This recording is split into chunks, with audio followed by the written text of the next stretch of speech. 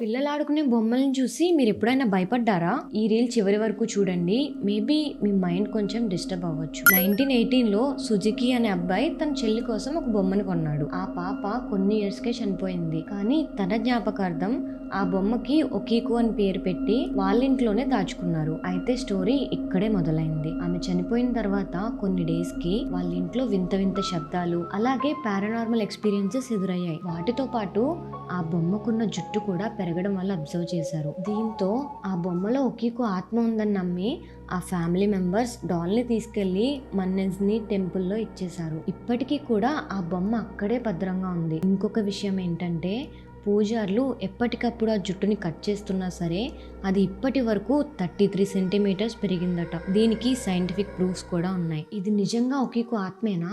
మీరేమనుకుంటున్నారో comment చేయండి. ఇలాంటి మరిన్ని స్పైన్ చిల్లింగ్ స్టోరీస్ కోసం ఇప్పుడే ఛానల్ని సబ్స్క్రైబ్ చేసుకోండి.